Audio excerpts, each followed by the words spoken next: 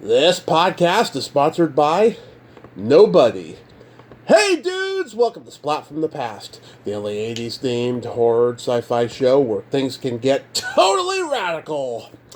Now today I will be welcoming Christine Blackburn. She is a very talented comedian, actress, writer, and she's the host of the long-running podcast Storyworthy. I became aware of Storyworthy and Christine just about a month ago when Shelley Herman was on there. As you know, I've had Shelley on the show, and I'm a huge supporter of her, and she's a huge supporter of mine.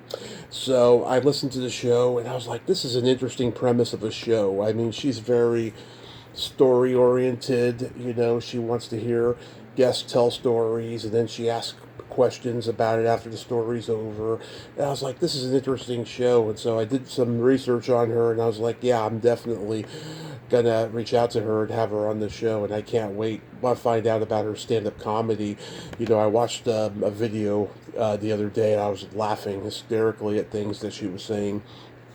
And she's been in a couple movies too. She was in a movie she starred in called Halloween Party, and another one called The Wedding Video. And I want to find out about those as well. And I can't wait. She's been on an incredible journey. She was a stewardess and she was in the Peace Corps before everything. So it's going to be a great conversation. So yeah, here is my interview with Christine Blackburn.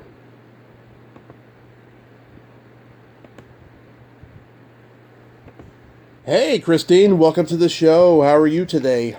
Hi, Tommy. I'm great. How are you? I am fantastic. This is such a great honor. Thank you so much for taking the time today. Yeah, it's super fun. Awesome. So, going back in time, I was reading that you've done so many different jobs unrelated to show business. You've been a flight attendant, you've been in the Peace Corps, etc. But was comedy on your radar growing up? My father loved comedy. He was a big fan of Johnny Carson, and also George Carlin. And then I became a fan. Through my dad, and then David Letterman hit, and then I really became a fan of comedy. Yeah, Letterman has had such an impact on so many people that wound up doing comedy later on and stuff. It's amazing. Mm-hmm. So you're the youngest of 6 kids. I'm the youngest of 2 kids, but my mom had 4 miscarriages between me and my brother. Oh wow, that's a lot. How terrible. That's tragic. Yeah, and I always joke I'm the other 4 kids because I'm a handful. But it's hard as a woman because you go through the same the same hormones and stuff. That's very difficult. Yes, absolutely. It's been tough, but my mom's a tough Italian broad. She's a fighter. Neat. Great. So was your family funny? My dad was funny. Yeah, definitely. My father he was always the one ready to tell a joke and ready to laugh for sure. Yeah. And my brother's funny too. He's still funny. My brother, he doesn't really laugh, but he'll say, that's funny or that's not funny.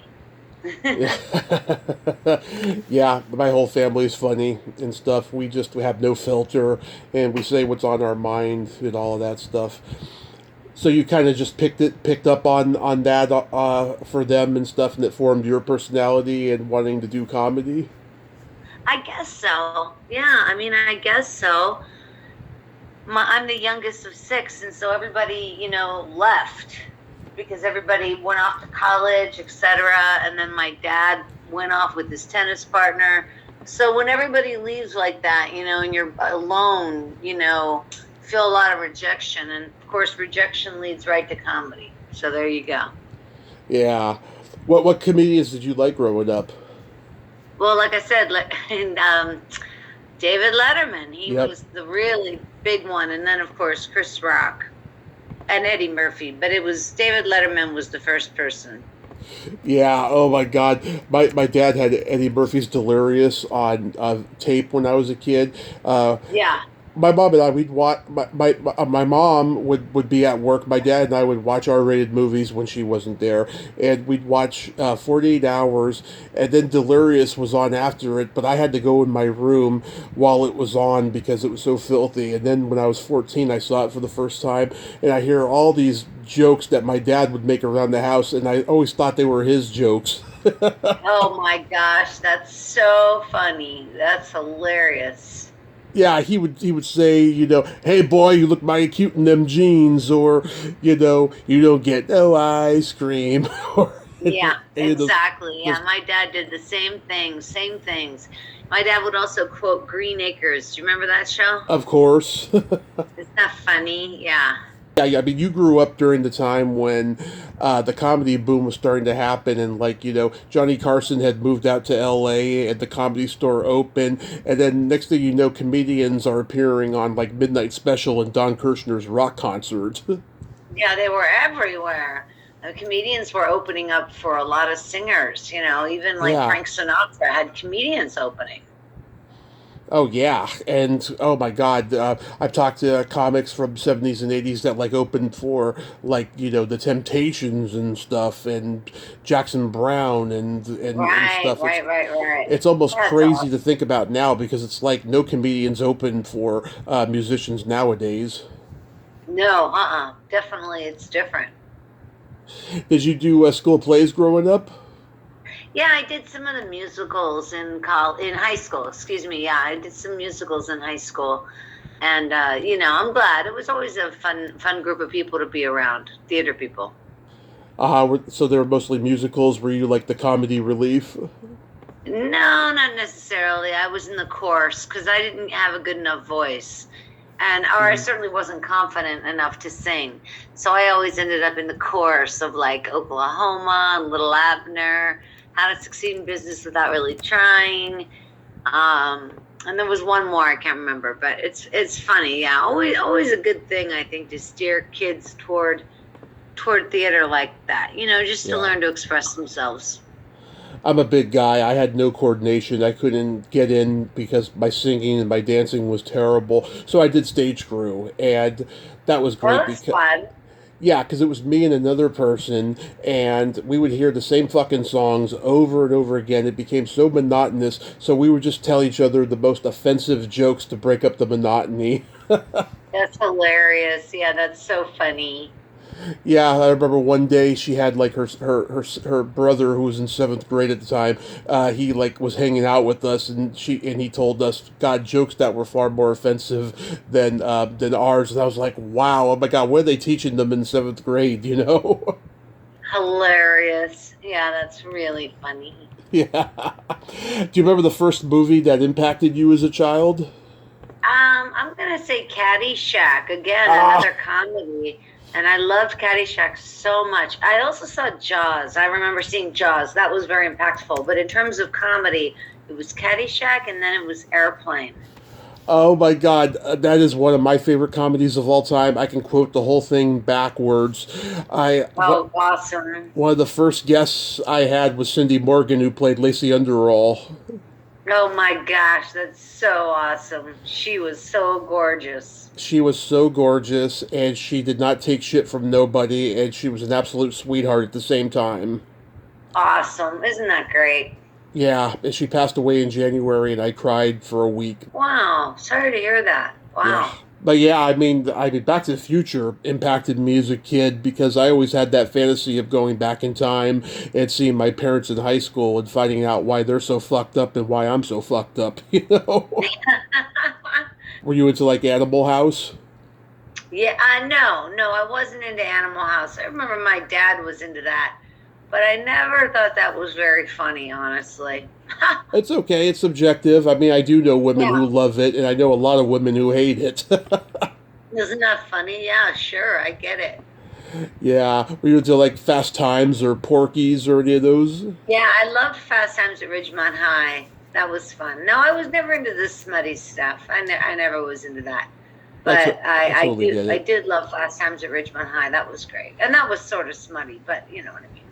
Yeah, it was smutty, but it also had a lot of intelligence to it, and you I know, think so. It had a lot of serious issues and lots of wonderful stuff. That's why it's one of the best teen comedies of all time.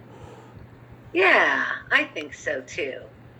Yeah, even Judd Apatow has admitted to loving that movie. Oh, that's awesome. That's great. Yeah, so funny. It is. It is.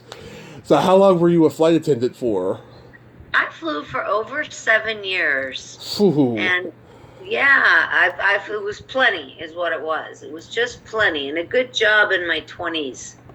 It was a lot of fun, but yeah, it's definitely a difficult job, and you are never going to get, you're never going to advance. It's not like you're going to be the pilot, Yeah. you're going to be right there your whole life waitressing. So enjoy. I heard you do that joke on a video recently, and I was on the floor because Oh, you good. made it sound like it was like an entry level job. Well, it is an entry level job. I mean, it's just blue collar work. But I Yeah. mean, and that's fine. And like I said, I really had a good time when I flew, and I took advantage of the flight benefits big time. Yeah. I really traveled extensively, so I'm really glad I did. But yeah, it gets tedious, the actual job.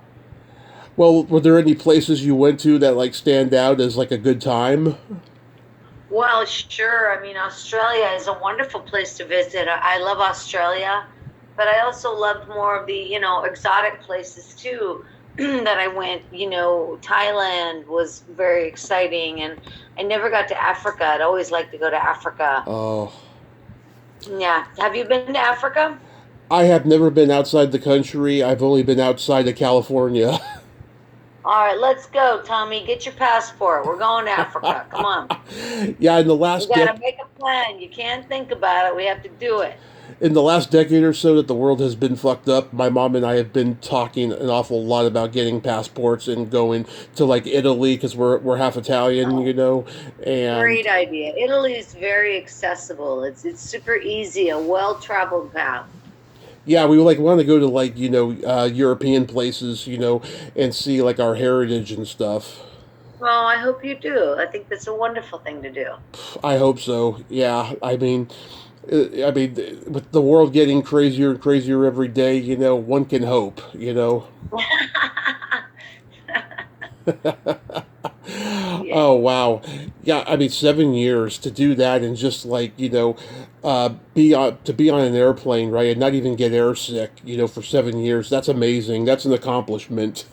I don't know. Maybe I might have been sick a couple of times for sure. Yeah. I'm sure I was over all those flights. When you were in the Peace Corps, was that after high school? No, that was even after my airline career. I resigned from the airline to go to the Peace Corps. Uh huh. Where were you? Yeah, so that was then. Where were you stationed? I went to the Kingdom of Tonga. I was sent to Tonga in the South Pacific. My stepmom is Tongan. No, no kidding. Wow. Yeah, and her parents were from Tonga, and then they came to New Zealand where she was born. There's a lot of Tongans in Wow. New Zealand. A lot of people don't know that, but there is. Sure. And so she was born and raised there, and then she came out here in 1983. Oh, wow. Yeah, there's a lot of Tongans in a lot of parts of the world because there's not a lot of industry there in their own country. So Hmm. they come here to the States and they go to, Hawaii and other Polynesian places and send money home. Yeah. Was there anything weird or dangerous you found while you were there? Let's see, weird or dangerous. I mean, there could have been if you're not careful. Mm-hmm. I would say, the ocean itself is obviously pretty dangerous or can be. Hmm. I mean, I think it was depending on how you treated the land, if you respected where you were and didn't extend yourself too far. I mean, there were Hmm. dangers for sure, but all in all, a very peaceful place, a country that doesn't even have an army or anything. When I was there back in 97, they didn't even have 96, 97, they didn't even have a police station or Hmm. a prison or a jail. You know what I mean? So a Yeah. pretty peaceful country, all in all. Because back in 2009, I seriously considered joining. I was working as a bouncer at a bar, and I was starting to become disillusioned with it. And one night, I'm watching my favorite Tom Hanks movie, Volunteers, where he joins Yeah, the Peace sure. Corps. And I thought to myself, oh, I'm young, I'm 26, I should look into it. So I went on the website, and they tell you, like, straight up, when you're in the Peace Corps, you're at risk for getting robbed, getting shot, getting raped, all that good stuff, and you have to have a college degree. And I was like, fuck it, there's always something. Yeah, you do have to have a college degree, but I don't think you're going to get rich. I mean, I guess it could happen. It could happen anywhere, but I think that the country, it's under the government, the federal Yeah. government, and they have a bit of a, they have a tab on what's going on. It's not like you're getting sent out there with no one. Each country has a country director and stuff like that, so there's Yeah. definitely accountability, and they know what's going on. If you honestly felt in danger, then you would just tell your country director, and they would get you out of there. At least that's my experience. Okay. Yeah, but yeah, I wasn't cut out for it overall. And ironically, I ended up interviewing the guy who plays the villain in the movie like 9 years later Oh, wait, which movie? in Volunteers. Oh, in Volunteers. That's hilarious. Oh, that's so funny. Yeah, Ernest Harada. Cool. I talked to him shortly before he passed. He was a good man. Oh, that's neat. That's really interesting. Yeah, and he was the Japanese photographer in Rosemary's Baby. Oh my gosh, isn't that wild? That's incredible. Yeah. Funny. So, what year did you start doing stand up? I did stand up. My first set was back in 1992, if you can believe that. Hmm. Long time ago. But then I've just gotten reactive as of 2018. Okay. That's when I really started getting back into it. So I took a long break from, say, 2000. I took a break from 2000 all the way to 2018. I took a long break, and now I've been back and doing a whole lot in the last 5 years, 6 years. Yeah. Where did you go up for the first time, and were you nervous? Yep, I was at the Funny Bone in Pittsburgh, Pennsylvania, Nice. and I just split with my first husband. And the joke was, I still do this joke. I'm not kidding. Hmm. My ex-husband got another girl pregnant while we were married, Hmm. and I'm flexible, but I'm not that flexible. Love it. So yeah, And, so I still do it, which and is so funny. and people who know me know I love flexible women and men too. That's hilarious. Yeah, I've been in the swinger world and all that stuff, so that's why it's pretty funny to me. Now, I Uh, imagine you were story oriented from the beginning on stage. um, Maybe so. I mean, you really have to live a life before you can talk about living a life, and before you can have mishaps and funny things happen, you have to actually do things and live a life. So I definitely have done that with flying, and then with the Peace Corps, and I survived cancer. Hmm. So I've had a big life, big stuff. Yeah, oh my God. Yeah, I watched that set. It was at Flappers, and you called yourself the Uh-huh. MILF from Las Vegas. Yeah, just a MILF. There's a mom in Los Feliz. Yeah. Have you ever done the comedy festival at Flappers? No, you know what? I have done. Yeah, I have. I've hosted some when they do the festival. I've hosted some of the. I've hosted some of the sessions, some of the gigs, some of the rooms, as it were. Yes, I definitely have.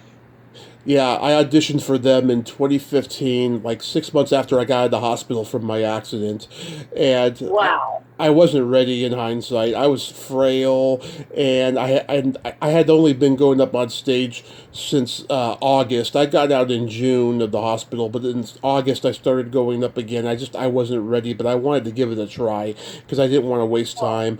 And even though I didn't get in, a great friendship came out of it. This comedian who passed away about a month ago, Kristen Frisk, Mm. she ended up getting into the festival, and we did 5 podcast episodes of this, and I just adore her. I cried. I still cry when I think about her and stuff. Oh wow, that's nice. Oh, now what happened with your accident? What was that? It was just another night of drinking gone awry, and there was a lot of things going on in my life at the time. My best friend had just died in a car crash a couple months before. I was homeless. My mom and I were both homeless, and Wow, it how was just upsetting. a weird twist of fate one night. Boy, that's upsetting. I'm sorry you had to go through that, man. If Glad it, you came out the other side. I wouldn't have started a podcast if that whole thing wouldn't have happened, because Wow. I was just a different person, and it's just made me a better person, I think. Isn't that something? Yeah, Wow. That's incredible. I'm so glad you're okay. thank you, thank you. So is Flappers your primary, comedy club? No, I think I like the improv. Well, I like the improv and Flappers, but the improv, I did my show Story Smash there for 6 years. Hmm. So that was awesome. And, but now I do Flappers more often. And I also go to the Fourth Wall Cafe in Hollywood a lot. I don't know And, that I'm one. always out and I'm always out pitching myself and trying to get gigs. It's a process. It doesn't just happen and then you're done. You keep working at it. You keep trying. You keep pushing. Hmm. Comedy is more of a lifestyle than it is like something you hit and quit. Yeah, people don't realize that, and it's a lifestyle. I wish I had known before it was too late. When I was just like done with it, I was just getting so tired of the late nights and the backstabbing and all that stuff. So that's why I don't do it as much anymore. But I had a good run with it. Oh, that's great. Good for you. Yeah, because I was at Rooster T. Feathers a lot. I was at the San Jose Improv a lot, and I never did the punchline thing. I didn't want to go every Sunday night for years and wait to be selected. I just thought that was bullying bullshit. Yeah. Well, I don't know. I guess it depends on which scene you're in. Exactly. I do comedy a lot during the day. Hmm. Some other places in Hollywood do comedy starting at 11 a.m. all day long, 12, 1, 2, 3, 4. And, Wow. there's not a good audience. The audience is really just other comedians, but at least you're getting the words out and you're figuring out whether it might work or not. So, there's so many different ways to do comedy. It just depends on, who you're around, what's your, what's the vibe around you, I guess. Right. Yeah, I played the Ice House one time. It was during open mic. I was trying to get stage time at the Comedy Store and the Improv, and I didn't know how the system worked. Back in 2016 and stuff. Uh-huh. And I put my name in the bucket at the Ice House 3 times, and the irony of irony, the host like asked me, because I was in the front row, what my name is and what I did, and I said I did stand up, and then he's like, hey man, since you're in town, I'll get you on pretty soon. And I was like, I didn't even have to put my name in 3 times. Wow, wasn't that great? Yeah, Yeah, see, sometimes it just works out. yeah, it's fucking crazy. In 2007, you were in a movie called The Wedding Video. How did that come to you? Oh, that was fun. That was a wonderful movie. It was super fun to do. I knew the director, and or it wasn't the director. I knew the producer of the movie, Mhm. and she had seen me in something else. I'd worked with her in something else, and she just asked me to audition, and I did, and I got it. So it was really fun. Yeah, I did about 4 features, and it's always a good time, that's for sure. And then it ends, and it's over, and then you're bummed out.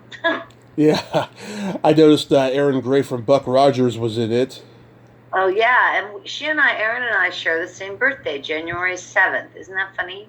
January 7th. God, who do I know that has that birthday? I know Elvis is on the 8th. Yeah, Katie Couric is the 7th, and Nick Cage. Oh, and I just remembered now. Kathy Valentine of the Go-Go's is January 7th. There you go. Cool. I'd take it. Those are cool people. Yeah. Wow. So in 2012, yeah, you were in a comedy called Halloween Party, and that was just another audition situation. Yeah, that's another one. Actually, it was the same person that did that did the wedding video. The same person that worked with it. And this time, yeah, I got to play another role, and I auditioned, but I got it pretty easily, I think. So I felt really lucky. It was super fun to do. All that kind of stuff. I love it. Mm-hmm. Working with other talented people, and I mean, people in different crafts pulling together to try to make something happen. I think it's inspiring. Yeah, I watched the trailer. I couldn't find the movie, but I watched the trailer, and it looks pretty funny. Yeah, I hear what you're saying. Yeah, it is. It's a Halloween Party. I forget where you can get that now. I would think it's on Tubi or something to kind of look around. Oh, okay. I'll check it out. Tell me about working with Linda Palmer because she wrote one of my favorite '80s movies, The Garbage Pail Kids. Oh, I'm not sure. Did she? I'm not sure if that's the same Linda Palmer. I don't think it's the same Linda Palmer, to tell you the truth. Okay, because there was okay because it said Melinda Palmer in the Garbage Pail Kids credits, and it says on IMDb that she's the same one, but then again, they're never right. So Yeah, it. I see it now. I'm looking. I'm right in front of the computer. I think that they got the wrong Linda Palmer there. yeah, I had to deal with a guest earlier with the same situation, and I've been editing all day like references to Oh, to that's the hilarious. misinformation. That's hilarious. Yeah, it happens. No big deal though. Yeah, but that's cool that you got to do that. I mean, I miss comedy movies with original absurd premises like that one. It's just like it's missing in our landscape nowadays, and the comedy movies aren't even in the theaters anymore. Yeah, it doesn't seem like it, right? It's just the big blockbusters. Yeah, and when I see a comedy on Netflix or Hulu or Amazon, it's just like I don't know, it's not funny to me. It's just like the same thing I've seen a million times, and it's just not original. Yeah, I know what you're saying. Yeah, it's tricky. It's tricky. That's why when we find something we all like, we have to share it right away with other people. Yeah, it's like it's like I love HBO and Showtime movies, but like every time I see a movie on Amazon or Netflix or Hulu, I just feel like I'm watching an HBO or Showtime movie, and I want to see something cinematic. I hear what you're saying. Yeah, definitely. It's crazy. So I only recently became aware of Storyworthy because you had Shelley Herman on. Um, Oh yeah. Yeah, because she's a huge supporter of mine. I'm a huge supporter of her, and I like watch or listen to every interview she does. Oh, And that's great. Yeah, she's great. yeah, and so when I heard her interview with you, I thought, oh my God, this is really original. This premise of hearing the stories and stuff. So like, how did this come about? Oh gosh, I started a Storyworthy 14 years ago, Right. long time ago, and it was the convergence of Adam Carolla because he had started his podcast and I was listening all the time, and Mark Maron, he started WTF, and Yep. I realized, aha, this is actually tangible. I could do this if I'd like, and so I've been going to a lot of Moth presentations. Moth is a storytelling show, and I've Yeah. done a lot of storytelling. And so I thought to myself, after I would see some of the people at the Moth go up, I would have questions after their story, and they would be gone. They would be long gone, and I would be, kind of like, but then what? And then what happened? Yeah. And so it kind of occurred to me, what if we just do a show where you're not talking about topical things, you're not bringing up the news or anything that's going on now, you're kind of just asking people to bring a premise and a story that they, something that happened to them, and then that ended up being the premise of the show, and then that's what each episode is about, what the guest brings to the table. Wow, yeah, So Marin. basically, When I was in the hospital, right, I started listening to his podcast because it came up in algorithm, um, And I knew him as a comic. I used to see him on Conan back in the '90s and 2000s. I didn't think he was that funny as a comic, but as an interviewer, I was like, "Holy shit, he is brilliant as as an interviewer," because it doesn't even sound like it's an interview. And plus, the Yeah, they're celebrities just are friends. Yeah, yeah. he Plus, immediately sounds like they're friends, even if he doesn't know them. They sound like it. yeah, and plus they're swearing. It's like I never heard swearing on any talk show. I'm like, this is freaking awesome. Yeah, because people can just be themselves. They don't have to worry about their language. I agree. Yeah, I didn't know anything about the podcast world, but that's how the seed was planted for me to get into podcasts and stuff. I was like, Cool. wow, yeah. So like, Well, I'm glad you did, man. That's great. yeah, so like when I hear the name Storyworthy, I think of the Seinfeld episode with Spongeworthy. Is that where it came from? No, no, no, not at all. No, I came up with the idea. I knew it. I know I wanted story in the title, Yeah. and then it got to be like, well, what can the catchphrase be, or what can the hook be? And my ex-husband actually is the one who came up with the idea. Mm. What about Storyworthy? Make it a Storyworthy week. And then I thought, oh, that's a good one. And so I figured out the hook before I figured out the title of the show. That's awesome. Yeah, so here's your list of guests that have also been my guests. Okay. Shelley Herman, Susan Sager, Ed Asner, Tammy Pescatelli, Kelly Carlin, Gary Kroger, Naomi Grossman, Dee Dee Pfeiffer, Melanie Chardoff, Monica Piper, Cynthia Levin, Michael Pressman, Eric Edwards, Kathy Ladman, Rich Scheidner, Ileana Douglas, and Bob Golub, you poor thing. I can't believe that. That's amazing. Yeah, oh my God, it's been a wild ride for me, and obviously for you as well. Yeah, happy for you. That's great. I'm glad you picked it up. Yeah, you got all these great comedians. Well, not all of them are comedians, but a lot of them are. No, I know what you mean. Yeah, people to talk to. How was Ed Asner when you talked to him? Oh my God. So for the first half, he was very short answered, and then Right. he started to open up a little bit more when I started asking him about his autistic son because I have Asperger's, so I wanted to relate. So Oh, interesting. we started talking about his crusade with autism and some humane things, and then next thing you know, he opened up more.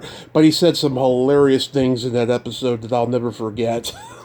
Oh, I'm so glad. That's awesome. Good, good, good. Yeah, I don't think I've heard your interview with him yet. I gotta go check it out. Yeah, he was kind of a jerk to me.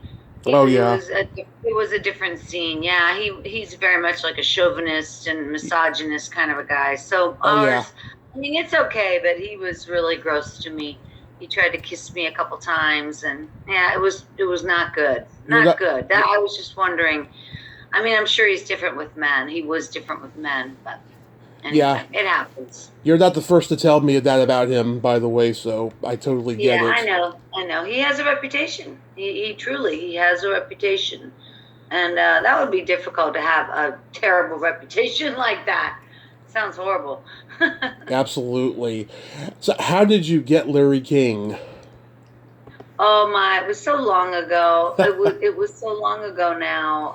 Was that one of the early ones? No, I mean, but it was still at least 8 years ago. Uh huh.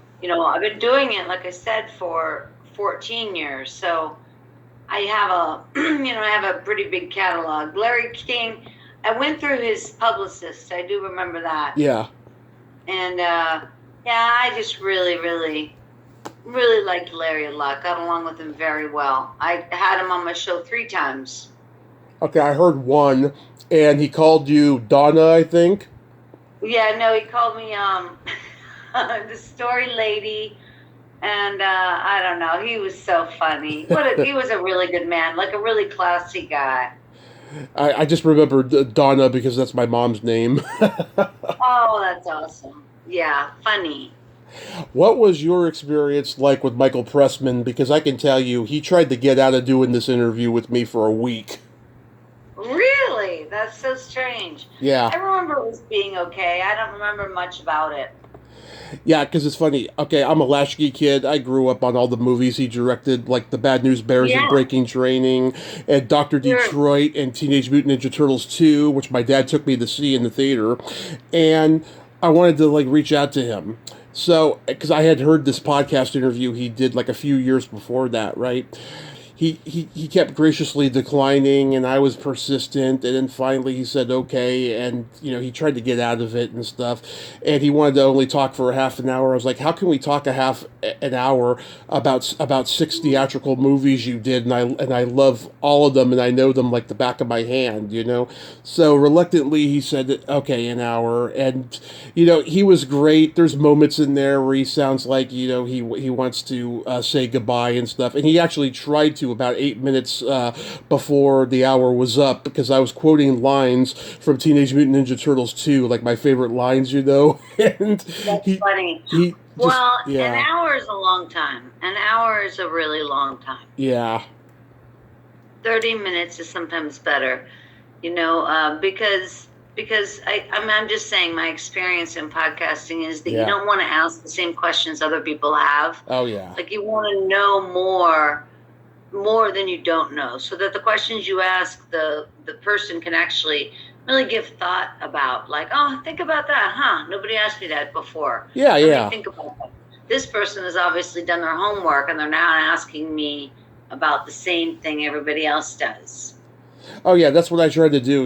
When I do my research, Good. and if I know the person's career, so well and stuff, that's what I generally try Great to for do. me. Yeah. You Yeah, know. that's awesome. Do, That's great. do you know Eleanor Kerrigan? I had her on Story Smash once. Yeah, so I know her briefly, not well. Okay, because I was going to say, I mean, you're from Pittsburgh, she's from Philly. I'm surprised she hasn't been on Storyworthy. Well, she was on the game show Story Smash, and she was really sweet. Yeah, she was just great. She's does a lot of work at the Comedy Store, and yeah, Yeah, she's rolling along. It's great. yeah, she's promised me 7 years that she's going to come on, but I don't think it'll ever happen. Especially Well, now, it might. It especially might. especially now with the special out, which I saw, it was hilarious. Oh, that's great. Well, tell her you just want 30 minutes of her time. That'll help. You know what? I think I did in the beginning, and at that time I was doing like 20 to 30 minute interviews, but then, once I got better as an interviewer, then people started getting comfortable with me, and so now I'm in this comfort zone of an hour. Aw, well, that's great. That's sweet. Have you tried getting Mark Maron? I have. Yeah, I have. And I have no success. Yeah, I mean, it's funny. When I had Shelley on, right, I sent her publicist Lori a list of podcasts to do, and Marin was on there, and she's like, "Oh, I've been trying for years to get all my clients on Marin, and he's just so backed up, and he's got so many people, like that wanting to come on his show. It's like virtually impossible." Yeah, it's a pretty hot show. Yeah, for sure. Do you find that now that the strike has ended, it's difficult getting actors on? I don't really try so much for actors. I try more for comedians. Mm-hmm. And if the comedian, especially if they have a recent special or something they're promoting, Mm-hmm. then they'll do it. If you hear somebody on one show, there's a good chance that means they're out promoting, and they'll do your show. So Right. you know what I mean? Like sometimes all week long you'll just hear Barbara Streisand. Everybody's talking to Barbara Streisand. Well, Mm-hmm. that's because that's how she had her publicist schedule it. And then all of a sudden you never hear from Barbara Streisand. And guess what? You're not going to get her. So you Yeah. kind of have to strike while the iron is hot. When you see somebody that has a special out, get them. Yeah. That's when they're promoting. And then I also have, because I've been doing this a while, I have publicists who reach out to me and ask me all the time to have their clients on. So I'm able to, just have people kind of come right to me, which is very fortunate. I've kind of like learned to discriminate over time, because Yeah. sometimes people who seek you out for an interview are people you don't want. Yeah, sure. Well, you can just politely say I'm not interested, and that's it. That's all you Yeah. have to say. I'm just not interested. No big deal. It's not personal. You're just not interested. And if they give you a hard time, well, then it's like, why are you giving me a hard time? Yeah. And make them feel uncomfortable, because that's odd to give you a hard, to question like that. Yeah. It's none of your business. If I don't want to do it, I don't want to do it. Yeah. Or, if I don't want you. If I don't want you on, I don't want you on. Yeah. It's very tricky. Yeah. So how did you come up with the system, though, of not doing long form? Well, because again, I feel like long form interview has already been done. It's done much better than I'll ever be able to do it. And why would somebody want to tell me something that they've never told anybody else? Like, Right. they don't. They will tell Mark Maron, or they'll tell somebody else they want to talk to. Right. They're not going to tell me. They don't even know who I am. So, you have to kind of respect where you are in the process. There's people that are a lot more accomplished than me. And then I'm more accomplished than other people. So, it's all a process. It's all a process. But, you don't quit. Of course. That's the last thing you do is quit. You just keep doing it. Getting better, getting better guests, and doing better research. Yes, exactly. Do you have a bucket list guest you want? Yeah, I do. I have Mark Maron's one of them. But I've also wanted Moses Storm, Caroline Ray, Oh, yeah. you know who, Craig Robinson, Nick Swartzen. I have a whole big list. Yeah, there's always a list.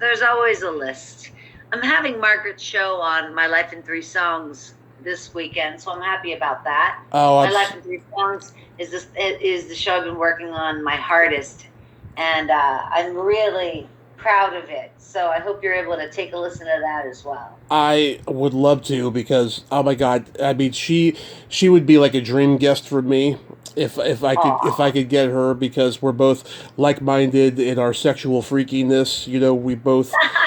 We both overtly, have talked about our fetishes and so forth. She would be a great interview. And plus, I'm from San Francisco, like she is. So yeah, she's great. Yeah. how often? That's the game. You just keep on plugging away. Yeah. How often do you drop new episodes? Of My Life in 3 Songs, they're going up every week now. I have about 40 in the catalog. And so I'm recording a lot recently, and I'm going to really try to get more and more comics. So that's what's happening. Yeah, for Storyworthy, it's like what, Sunday night or something? So Storyworthy, again, it just depends on the week. Sometimes I'll record 3 in a week, and sometimes I'll only have 1, or I won't have anybody, and then I will go for my back catalog, and I'll do a show I call Still Storyworthy. Like the show going up tomorrow is Still Storyworthy, meaning that I've already had the guest on, and we're going to listen to the show again. I've had over 800 guests. There's no way everybody remembers every story. Yeah. And since the stories are, they're not topical, they're evergreen. So it's not like you can't play them again. Absolutely. And you mentioned before about having cancer, so your health is good now? Yeah, it sure is. Thanks for asking. So, real quick, we got to play my secret silly game. This is a series of silly slumber party questions. It's no win or lose, it's just pure fun. And how the game works is, Christine, I ask you the question, you answer it, and then you ask me that exact same question, and I answer it. And feel free to comment on the answers, because they might be funny. Okay, let's go. Christine, are you ticklish? Yes. Tommy, are you ticklish? Oh, yes, but if you tickled me without warning, I might hit you in the groin. Oh, boy. Oh, boy. That's upsetting. I'm not going to do that. Yeah. Is your belly button an innie or an outie? My belly button is an innie. It used to be an outie, but then I had a baby, and now it's an innie. Tommy, is your belly button an innie or an outie? It is also an innie, and it was an outie at some point. Look at that. We have so much in common. I know, it's kismet. What color are your toenails painted? Today my toenails are painted black. They usually are. I like in the summertime, though. In the summertime, I'll go for like a denim blue color. I like that. Nice. My mom hates it when my toenails are black, so I don't do it. No, I know what you mean. I used to think like black toenails is like so gross, like the nail is dirty or something. Mm-hmm. But now I don't know. I'm very used to it. I like it. Tell Me, me, what color are your toenails right now? right now they're not painted, but last time they were. They were gold with sparkles for New Year's Eve. Oh, how fun is that? Did you do them yourself? I do them myself. Before That's that, awesome. they were red, green, and white for Christmas. Before that. Oh my gosh, Tommy, that's so fun. Cool. Yep, since I was 13, I've been doing my toes. Neat, man. I love it. That's awesome. What would you say is your best personality trait? I think my best personality trait would be my ability to get along with pretty much anybody. How about you, Tommy? What's your best personality trait? I have empathy and I have no filter. Okay, I like that too. I have empathy as well. Having no filter can be good, but not always, right? Yeah. Well, I'm a Gemini, so I got my naughty side and my sweet side. Oh, Geminis are always very friendly, it seems. If you could have anything named after you, what would it be? A school. Let's do a school. Love it. A performing arts school or something with music. Love it. How about you, Tommy? What kind of thing would you like named after you? Vibrator. Oh my, that's interesting. I would call it the Tommy Chatsy. Oh boy. Oh boy. Well, you got it all figured out, brother. And then my favorite question, is there a stinky smell that just makes you gag? I'm going to say mothballs. Oh, I hate that smell. Mothballs. Yeah. How about you, Tommy? What smell do you not care for? Either farts or feet. Okay. I could totally agree there. I can agree. The classics. The classics. I hear you. Christine, It's been so much fun. I really like talking with you. Yeah, you are so awesome. Thank you so much for coming on tonight, and I will continue to listen to Storyworthy. And yeah, you And My Life in Three Songs, and right? That's my a life lot in of three fun. songs as well. Yes. Thank you, friend. And you keep it up, Tommy. You're doing a great job, making a lot of people happy. Thank you so much. You have yourself a great night. Be safe out there. Okay, good night. Good night. Bye-bye. Well, there you have it. Christine Blackburn, ain't she a sweetheart? Oh my God, what a great conversation. That was awesome. I'm so glad we got to talk. Yeah, check out Storyworthy. You can listen to it on YouTube or all the other platforms. It's a really interesting podcast. And I don't say that an awful lot, but the oversaturation of podcasts, there's a lot of bad ones, but Christine is one of the good ones, along with Mark Maron and Ken Reed, the TV guidance counselor. Well, until next time, this is Tommy Throwback Kovac saying there's no shame in living in the past because the present sucks. Later, dudes.